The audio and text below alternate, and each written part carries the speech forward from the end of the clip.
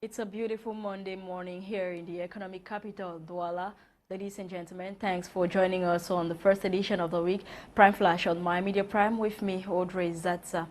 Prime Minister, Head of Government, Chief Dr. Joseph John Gute has revealed government four main priorities come 2022 while presenting the government's economic, financial, social and cultural programs for 2022 Friday, November 26, 2021 at the National Assembly. The Prime Minister said government's priority action for the next year include the reconstruction of crisis-affected regions, intensification of health surveillance and the acceleration of the decentralization process. Members of Parliament were equally told that the coming year will be marked by the organization of the Africa Cup of Nations, a general population and housing census, and a general agriculture and livestock census. He equally called on members of armed groups in the northwest and southwest regions to take advantage of President Paul Biya's peace offer and drop their weapons in order to get integrated into the society.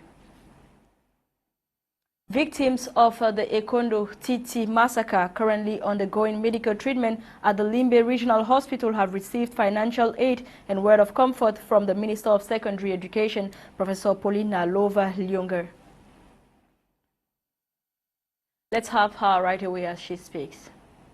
I'm very happy that those children are going to heal with time. And I call on all the family, I call on the teachers as well, that everybody should stay with the government and work within the bounds of the dialogue. And in appreciation of the government gesture, a parent of a victim expressed gratitude. Let's have him talk.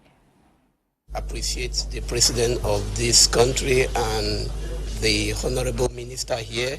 We, as the parents of the victims, we say a huge thank you. Onto something else in the West region, Catholic Christians in Bafoussam West region of the country have gotten a new Archbishop. His Lordship Nsungkikang was on Saturday, November 27, appointed as the new bishop of the diocese of the region. The appointment from the Holy See was read to Christians of the diocese who gathered at the cathedral.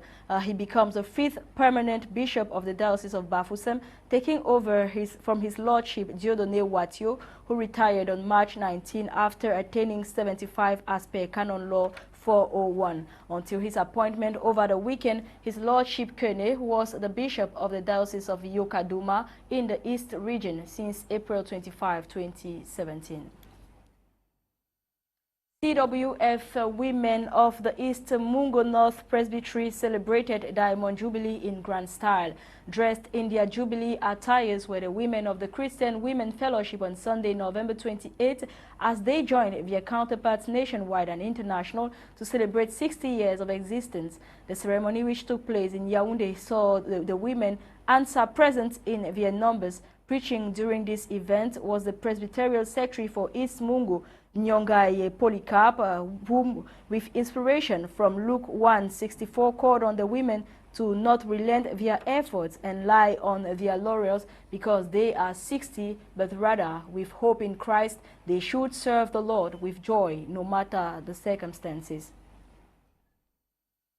More than 70 films were presented at the 25th edition of the African Film Festival, Ngwa, organized in Yaoundé over the weekend and Douala under the theme Cinema, a commercial and liberating art.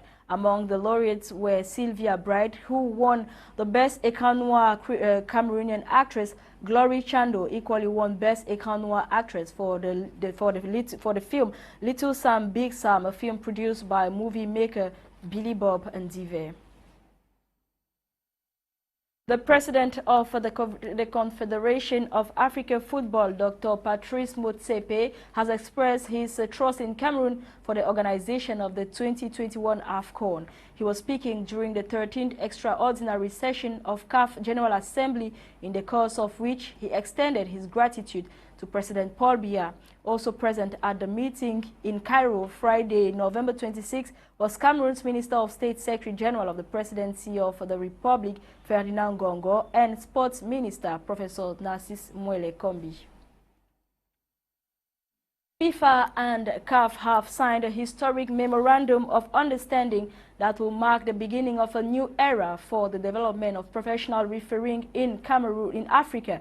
The memorandum of understanding was signed by FIFA President Gianni Infantino and CAF President Dr. Patrice Motsepe in Cairo, Egypt, during the 13th Extraordinary General Assembly of CAF. The anchor of the agreement is Refereeing Star Project, an initiative that aims to produce world-class referees from the African continent and also contribute to the development of referees in CAF's 54-member association. That was it for today's edition of Prime Flash on My Media Prime, ladies and gentlemen. Thanks for watching. You have details in 6:30 p.m. Prime News with Fon Quinta. Coming up next is In the House with Eileen Sama and her ladies. Have a nice time. Bye.